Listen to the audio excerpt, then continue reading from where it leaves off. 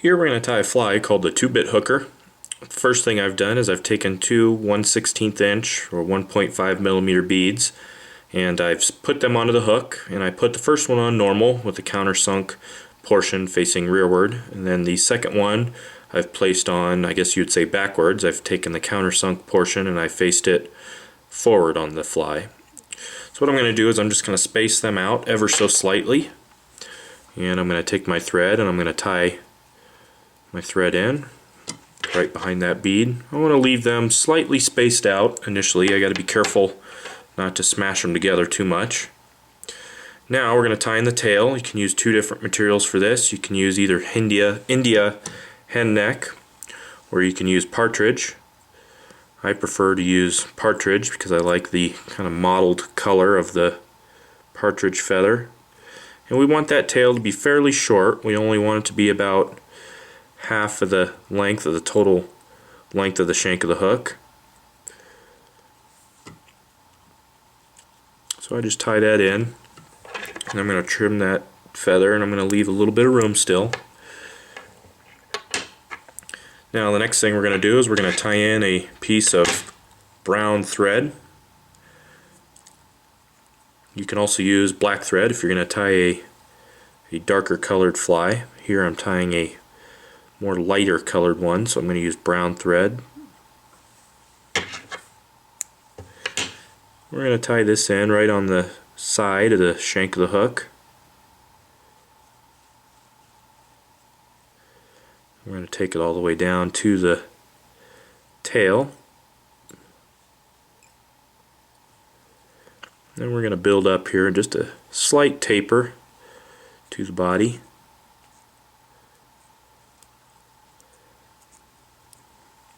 I'm going to take that brown thread and I'm just going to segment the body. Usually you can only get 3 or 4 turns on this small fly. Sometimes you can get a couple more on a larger hook.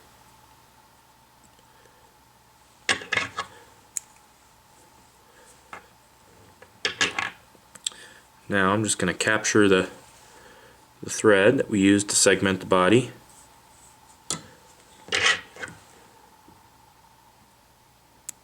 Trim out the excess. Now we're going to tie in the casing material, which is just going to be some medium flashback material. And tie this in right on top of the shank of the hook.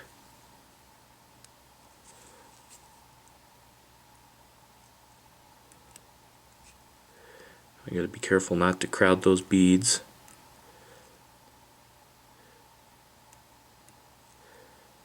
There we go. Now I'm going to tie that in. I'm going to still have about half of the shank of the hook to go. I tie it in at about the halfway point of the hook. Now we're ready for a little bit of dubbing. Got to be careful not to add too much. I'm just going to add enough dubbing to kind of coat the thread. I'm using some tan dubbing. Could also use like a light brown.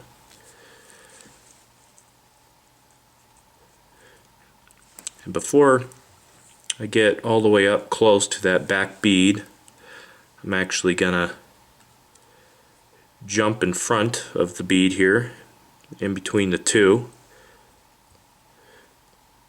Build a little bit of a dubbed portion in between. This will be where I tie the fly off and also where I tie the legs in.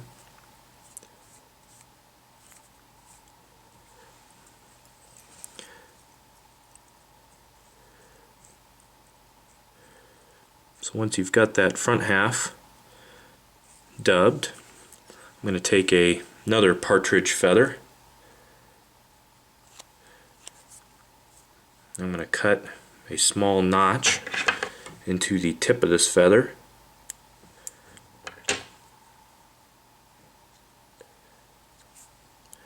I'm going to take that V or that notch and I'm just going to place it on either side. This will be my legs for the fly. Then I'm going to take a loose wrap of thread right around the fly.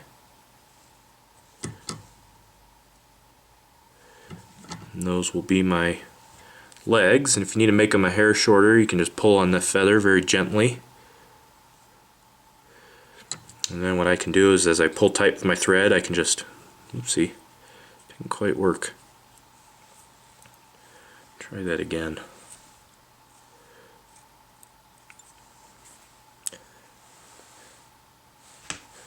Prepare that feather the same way. Cutting a little notch out of the tip.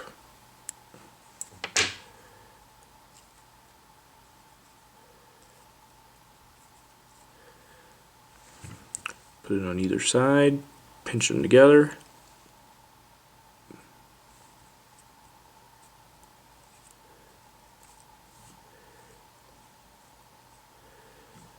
Pull tight with my thread, just break that feather right out of there. You'll have a perfect little set of legs. And I take that flashback material and I'm just going to pull it over the top of the fly here.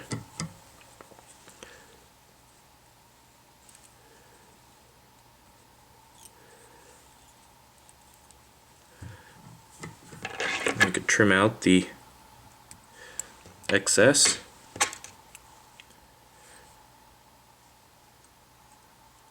Whip finish.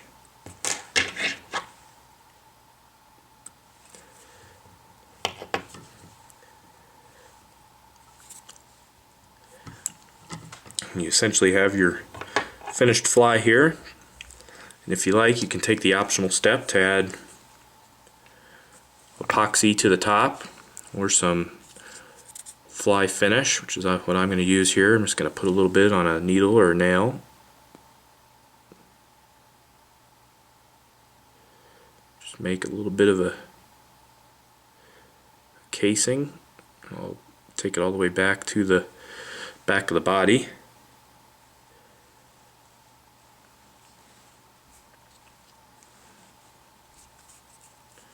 And I'll hit it with my UV light.